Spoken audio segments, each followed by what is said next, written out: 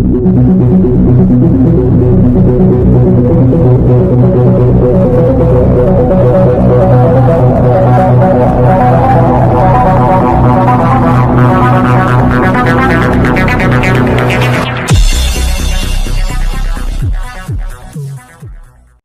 డోన్ మండలము, డోన్ టౌన్ మొత్తం మన వైఎస్ఆర్సీపీ టీం అంతా వచ్చిన వాళ్ళకి అందరూ కూడా నమస్కారాలు. వేదిక మీద ఉన్న అన్నలు, చిన్న అన్నలు, బాబాయిలు, తాతలు, ప్రతి ఒక్కరు కూడా నా నమస్కారాలు. మరోసారి ఈరోజు వాస్తవంగా చెప్పాలంటే నాకు మాట్లాడమంటే నేను అనుకోలేదు కాబట్టి మనసులో ఉన్న మాట చెప్పేస్తాను. నేను గత 5 ఏళ్ళు కింద మనము ప్రతిపక్షం నుంచి అధికారంలోకి రావాలని పోరాడుతున్నప్పుడు ఎవరైతే కింద మీద పడి చెమటలు కాల్చుకొని కష్టపడినందుకు ఈరోజు గర్వంగా చెప్తున్నా, మీరందరూ కష్టపడినందుకే ఈరోజు వేదిక మీద నిలబడుకొని అవును అధికారంలోకి వచ్చినాక మనం ఇంత చేసుకోగలం అనుకుంటున్నాం.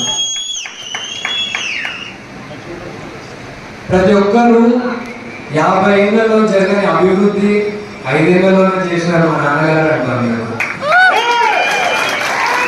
అసలు ఓ కొడుకుగా ఎంత గర్వం ఉందంటే అసలు చెప్పలేకుండా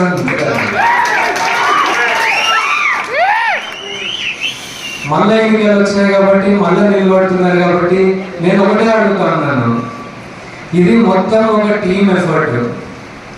ప్రతి ఒక్కరు 50 ఏళ్లలో జరిగిన అభివృద్ధి 5 ఏళ్ళు కాదు కదా, కరోనా తర్వాత 3 ఏళ్లలోనే జరిగింది అంటున్నారు. నేను ఒకటే అడుగుతున్నా ప్రతి ఒక్కరిని, ఇంకొకసారి 5 ఏళ్ళు కానీ వస్తే చేతులకి 50 ఏళ్ళు ముందర పోగొన్నాను. ఈరోజు తెలంగాణలో ప్రతి ఒక్కరు అవును సిద్దిపేట అని మాట్లాడుతున్నారు. ఎంతమంది చూసి వచ్చినారో నాకు తెలియదు కానీ ఎంత బ్రహ్మాండంగా చేసుకున్నారు వాళ్ళు సిద్దిపేట వాళ్ళు. ఏ ఒక్క నియోజకవర్గం కూడా పోటీ పెట్టుకోలేదు సిద్దిపేటలో తెలంగాణలో. అటువంటిది రేపు పొద్దున మన రాష్ట్రంలో కూడా ఇదే అవకాశం మీరందరూ కలిగారు కదా. రాష్ట్రంలో ఎక్కడ తిరిగినా అబ్బా తోటి నుంచి వస్తున్నారని ఆయన ఆ బ్రహ్మాండంగా అంటాడు. కాబట్టి మళ్ళా ఒకసారి అందరూ కూడా కష్టపడినందుకు నా ధన్యవాదాలు. ఈ వచ్చే నెల రోజులు కూడా బాగా కష్టపడ్డాము.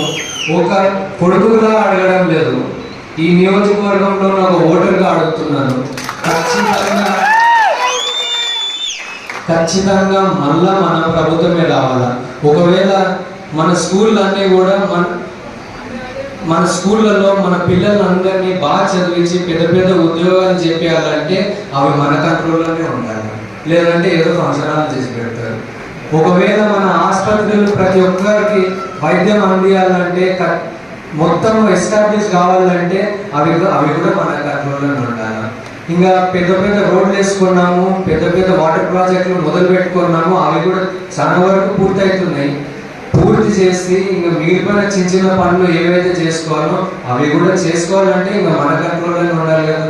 కాబట్టి ఈ నెల రోజులు కూడా ప్రతి ఒక్కరు బాగా కష్టపడి బ్రహ్మాండమైన మెజారిటీ తెప్పిస్తే ఇంకా జీవితకాలం అంతా మీకు ధన్యవాదాలు చెప్తున్నాను.